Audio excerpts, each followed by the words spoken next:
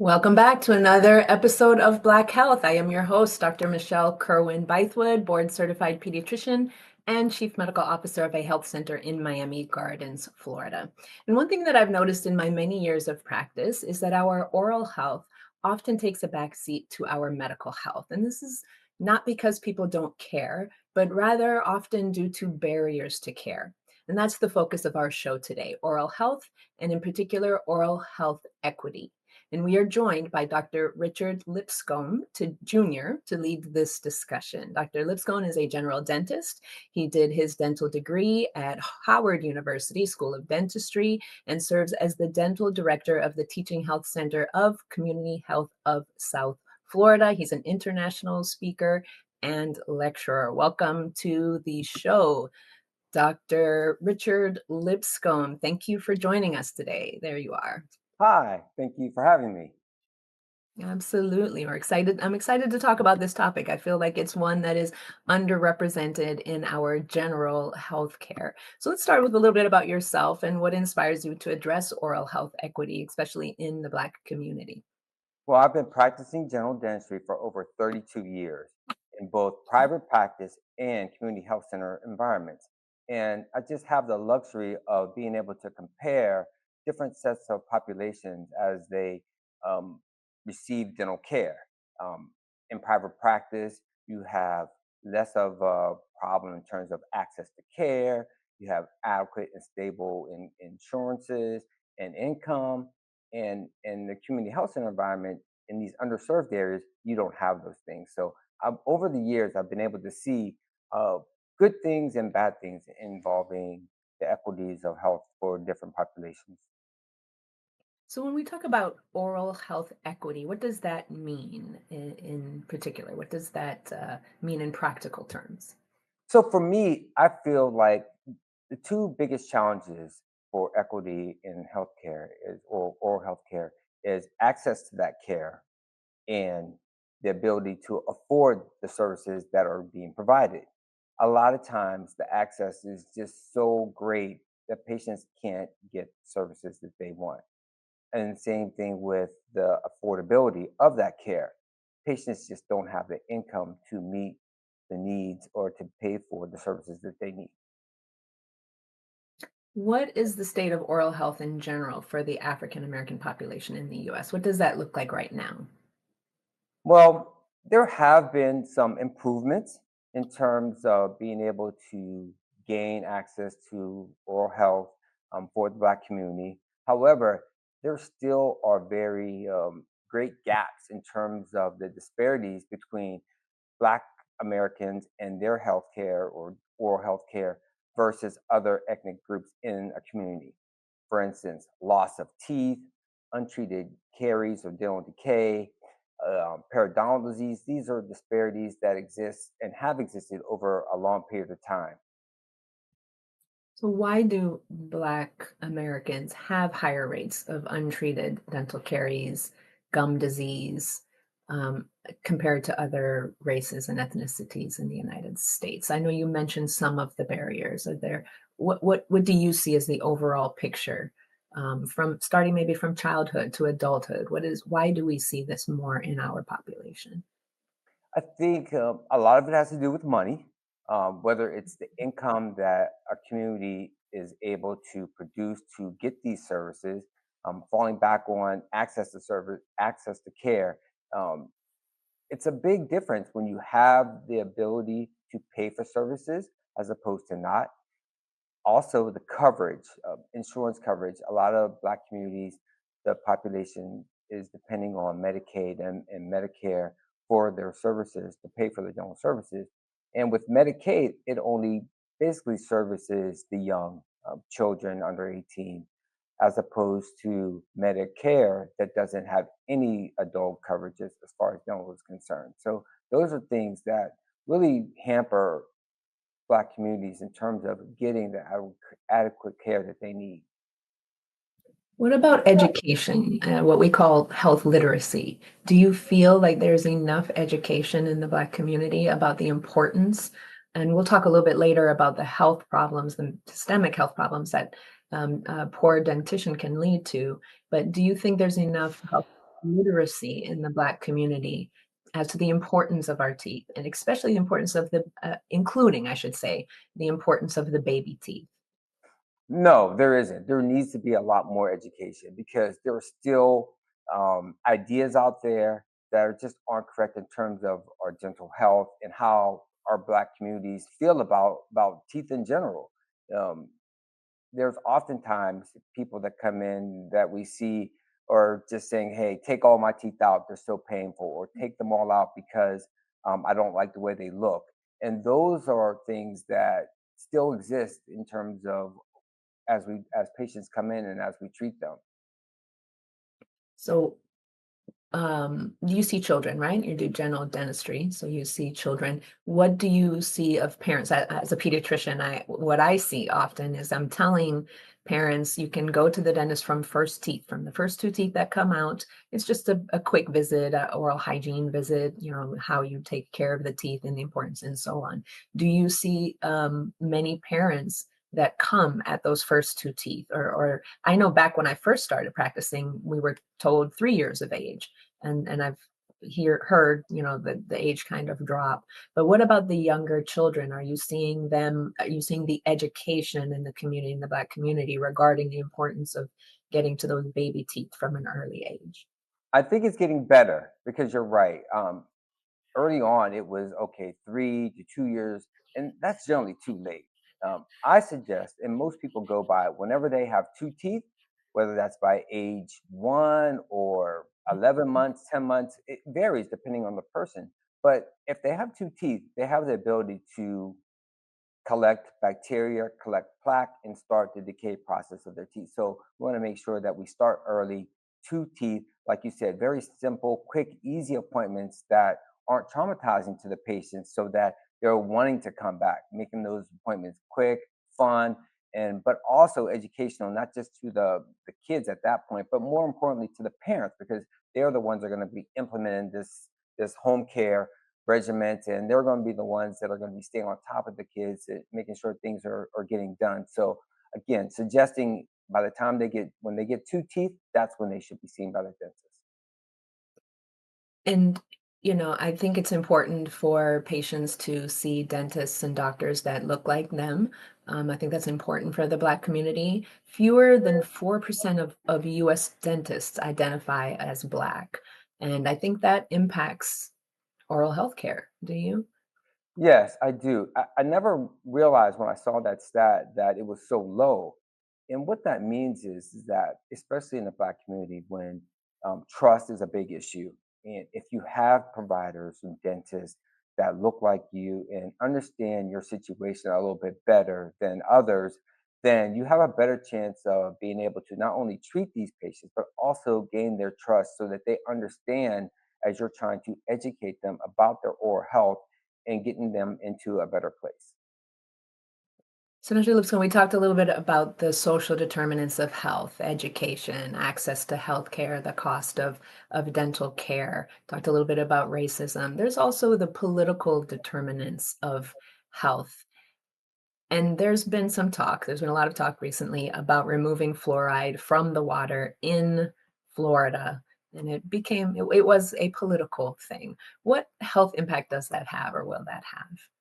Well, I'll try to stay on the non-political side of it because fluoride is a big issue. It's a big hotspot in terms of not just dentists but other researchers.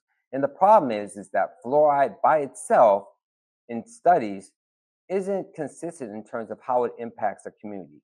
You have some communities that have fluoride, but yet they have high rates of untreated caries.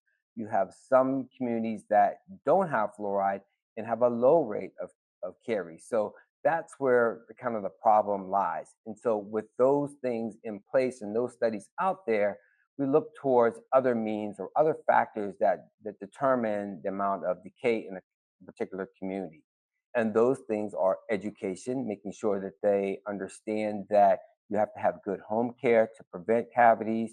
You have to have regular checkups. And in those cases where there's no fluoride, having more checkups or regularly periodic checkups is recommended, along with supplements, fluoride supplements, and just again, just making sure that you have the opportunity to be seen by dentists more frequently than other areas that don't have fluoride. Thank you for that, Dr. Lipscomb. We do need to take a quick commercial break. You are watching Black Health. We are talking to Dr. Richard Lipscomb, and we are talking about oral health equity. We'll be right back. Don't go anywhere. Welcome to the city of Miami Gardens, where purpose meets opportunity. From building tomorrow's infrastructure to answering the call when it matters most, to creating vibrant spaces and smart growth, every role counts. With 4-day work weeks, 100% paid health benefits, generous PTO, and a Florida pension plan, the city of Miami Gardens puts you first. Join the team that's shaping the future. So we know that breast cancer can affect everyone, but why is early detection for Black women so critical? It is so critical because Black women have a higher mortality rate, so they are 40% more likely to die of breast cancer compared to their Caucasian counterparts. In addition, Black women are often diagnosed with more aggressive phenotypes of breast cancer, such as triple-negative breast cancer, which can be harder to treat. Lastly, Black women are often diagnosed at later stages, when it is harder to treat and survival outcomes are lower. So it's important to listen to your body. It's important to educate the community, to educate the population so that Black women know what the early warning signs are, which can lead to an earlier diagnosis and improve outcomes. Early detection can save your life. Book your mammogram today. I grew up down here in South Florida, so for me, it's a little bit more personal. For the Mesman and Dover Law Firm, it's about community. For us, South Florida's our home. You all are our people. Our family, our future. The difference we'll make for you, your loved ones, your kids, matters. Because to us, it's personal. If you need us, call us 24/7 at 866-954-MORE. That's 866-954-6673. The Mesman and Dover Law Firm, youraccidentattorneys.com. I'm Eileen Higgins, and I'm running to serve as your next Miami mayor, but with a clear plan. Invest in more housing so that residents can afford to live here. Strengthen public safety so residents and visitors feel safe. Clean up our parks so families have green spaces to enjoy. And restore transparency so people can trust their government. As your mayor, we'll get things done. Miami, this is our time. Welcome back. You're watching Black Health. We are talking about oral health equity, dental care with Dr. Richard Lipscomb. Dr. Lipscomb, what laws or policy changes could make the biggest difference right now in dental health, in oral health care for our community? Well, I mentioned it before in terms of Medicaid and Medicare. Medicaid, that you have benefits for the young and children, and Medicare, adults that you don't have any dental services. So with Medicaid, children's usually, for the most part, can take advantage of those benefits and those services. But the problem is once they age out of those programs, where are they to go? And they just lose any kind of dental insurance or and dental coverage for them as they enter adulthood. So that's, I think, is a big issue. And I don't understand why, because Medicare, it serves medically for these patients, but it doesn't make sense that it doesn't cover any dental services at all.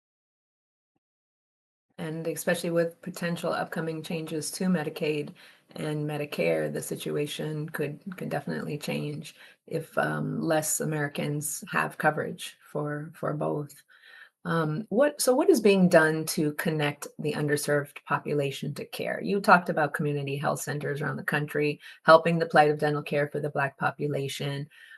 What does that look like? Go into a little bit about, you spoke a little bit about community health of South Florida, but if you don't have insurance, what does that look like? Do you have mobile dentistry?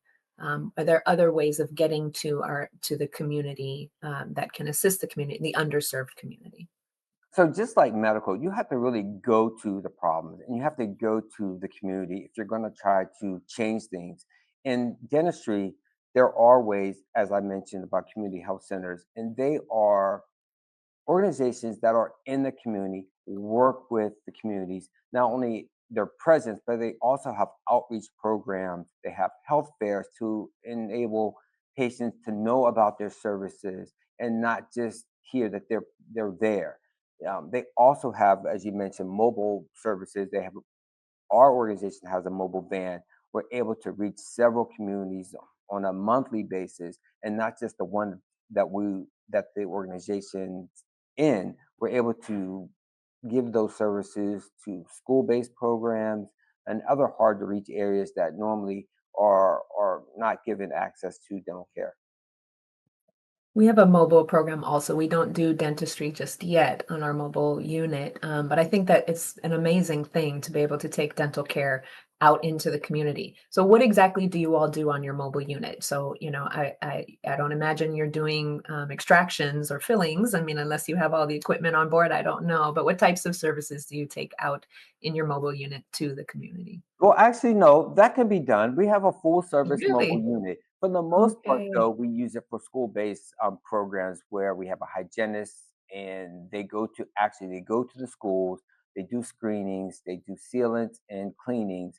But we also have dentists who actually work on the van and perform routine dental dental procedures, extractions, simple fillings, and even dentures and partials if need be.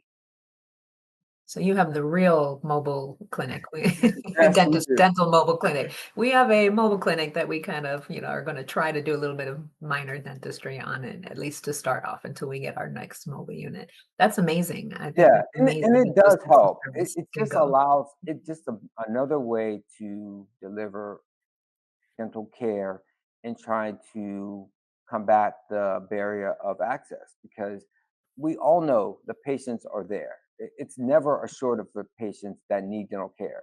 That's not an issue. The issue Yeah. is how are we going to get to these patients? And if you don't go to them, it's hard for them to come to you. It's very hard. So that's one of the ways that we try to help out. So another way that you can get to a patient without the patient having to come to you is by what we call telehealth in the medical field, and I think you all call teledentistry. What does that look like? What can be done via teledentistry, virtual visits?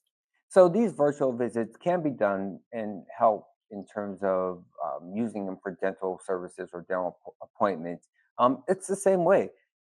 Typically, patients will log in into some type of phone or computer so that there is a visual image of those patients and the doctor. So there's a connection that way. But also for dentistry, it's a little bit different because we can't actually treat patients, and that's what our big thing is seeing patients, getting into their mouths and doing our work. But with telehealth, we have to take a different approach, and that is at least having conversations with the patient, trying to figure out what those symptoms are, and sometimes getting a visual in terms of what their mouth may look like, so that we can have some idea of what direction we can advise these patients to take.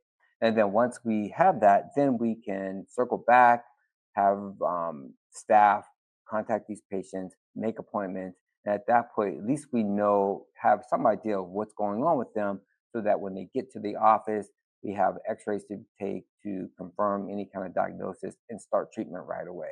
I think the biggest thing is just making that connection and making those patients Yeah. comfortable and letting them know, like, hey, we understand you have a problem. We're here to help. Let's give me some idea of what that problem is so I can direct you in the right direction. And does Community Health of South Florida provide transportation for patients? Yes, we do, not only for dental, but medical as well. Yeah.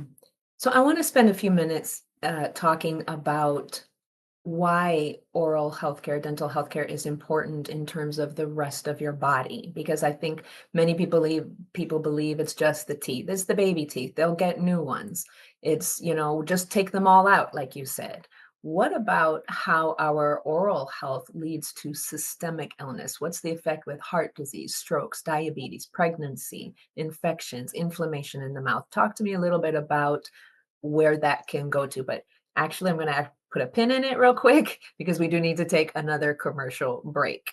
You're watching Black Health with Dr. Richard Lipscomb and myself, Dr. Michelle Kerwin-Bythewood. We're talking about oral health care and oral health equity. We'll be right back. Welcome to the City of Miami Gardens, where purpose meets opportunity. From building tomorrow's infrastructure to answering the call when it matters most, to creating vibrant spaces and smart growth, every role counts. With 4-day work weeks, 100% paid health benefits, generous PTO, and a Florida pension plan, the City of Miami Gardens puts you first. Join the team that's shaping the future. So we know that breast cancer can affect everyone, but why is early detection for Black women so critical? It is so critical because Black women have a higher mortality rate, so they are 40% more likely to die of breast cancer compared to their Caucasian counterparts. In addition, Black women are often diagnosed with more aggressive phenotypes of breast cancer, such as triple-negative breast cancer, which can be harder to treat. Lastly, Black women are often diagnosed at later stages, when it is harder to treat and survival outcomes are lower. So it's important to listen to your body. It's important to educate the community, to educate the population so that Black women know what the early warning signs are, which can lead to an earlier diagnosis and improve outcomes. Early detection can save your life. Book your mammogram today. I grew up down here in South Florida, so for me, it's a little bit more personal. For the Mesman and Dover Law Firm, it's about community. For us, South Florida's our home. You all are our people. Our family, our future. The difference we'll make for you, your loved ones, your kids, matters because to us, it's personal. If you need us, call us 24/7 at 866-954-MORE. That's 866-954-6673. The Mesman and Dover Law Firm, youraccidentattorneys.com. I'm Eileen Higgins, and I'm running to serve as your next Miami mayor, but with a clear plan. Invest in more housing so that residents can afford to live here. Strengthen public safety so residents and visitors feel safe. Clean up our parks so families have green spaces to enjoy. And restore transparency so people can trust their government. As your mayor, we'll get things done. Miami, this is our time. Welcome back to Black Health. We are talking about oral health equity with Dr. Richard Lipscomb. Dr. Lipscomb, we only have a few minutes left, so I just want you to give us a nutshell of how oral health impacts the rest of our health. So with oral health, when you have poor oral health, basically you have an overload of bacteria that not only affects your teeth, your gums, but it also affects your overall health and systems, which can lead to acute and chronic inflammation and infections in other parts of your body, and also affect either pre-existing conditions and also initiate conditions that you may not even have. And so that's why it's so important that you have good oral health, because you want to make sure that you're lowering or trying to decrease the amount of bacteria flowing, not just in your mouth, but in your entire body. Because everything is And I believe connected. it can complicate pregnancy also, right? Leading to Yeah, low birth weight and preterm deliveries. yes, it can do that. And I believe it's also linked to cognitive decline, if I'm correct. There's a link between cognitive decline and oral health care. Yes, there are studies out there that show that. And again, this the biggest thing is just trying to make sure that you're minimizing the amount of bacteria by having better oral care. And again, we talked about this before. It's about the education and being able to trust the information that you're getting from these dentists or from the providers. Two last questions for you, Dr. Lipscomb. For listeners who are listening out there who may not get regular dental care, what are some practical steps they can do to protect their oral health at home? And if we were to achieve oral health equity in this country, what does that look like to you? So if you have limited access, the things that you can do at home is one, develop a great routine in terms of flossing.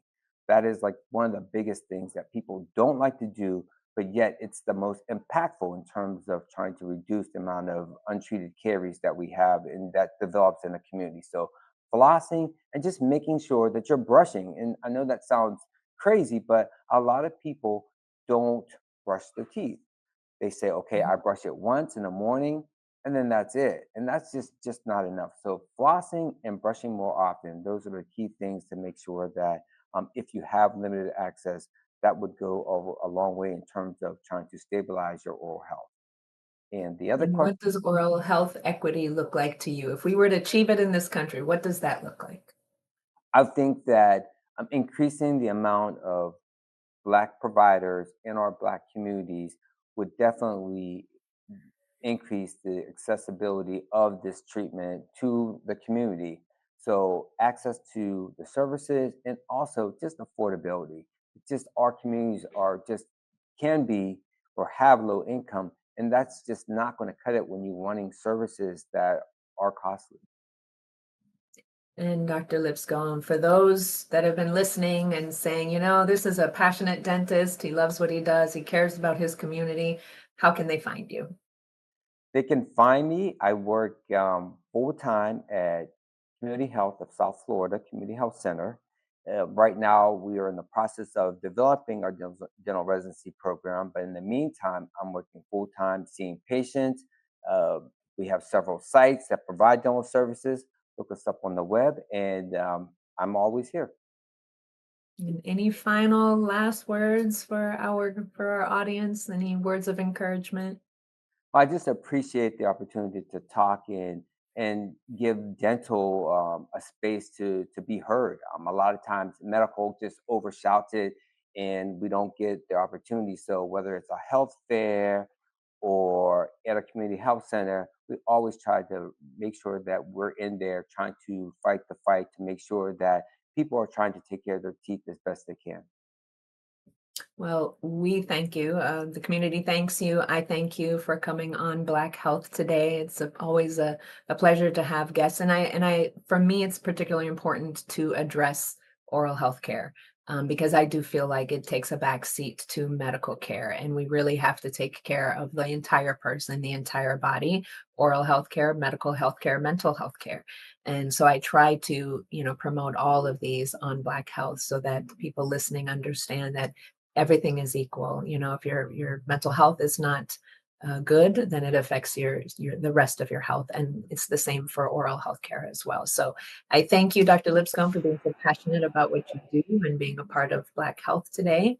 And I am Dr. Michelle Kerwin-Bythewood, your host. You can find me on Instagram at Black Health Show. You can find Dr. Richard Lipscomb at the Community Health of South Florida. And we will see you next time on Black Health. Bye, everybody. Thank you.